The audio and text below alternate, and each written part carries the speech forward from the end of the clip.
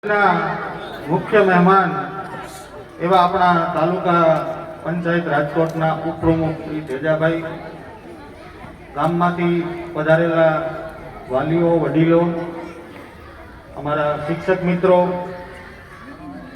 પ્રિય વિદ્યાર્થીઓ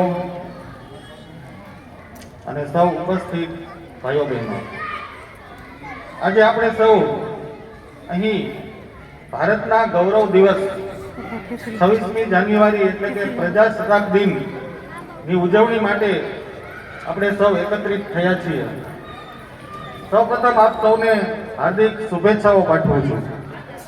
26મી જાન્યુઆરી 1950ના રોજ આપણો દેશ પોતાનું સ્વતંત્ર સંવિધાન સ્વીકારી એક સંપૂર્ણ પ્રજાસત્તાક બન્યો. સંવિધાનને આપણને સમાનતા, સ્વતંત્રતા, ન્યાય અને ભાઈચારા જેવા મૂલ્યો આપ્યા છે, જે આજે પણ આપણી લોકશાહીની મજબૂત પાયાનું કાર્ય કરે છે. પ્રજાસત્તાક દિવસ આપણે ફક્ત ઉજવણી કરવાનું નહીં, પરંતુ જવાબદાર નાગરિક બનવાની પ્રતિજ્ઞા લેવાનું પણ સ્મરણ કરાવે છે.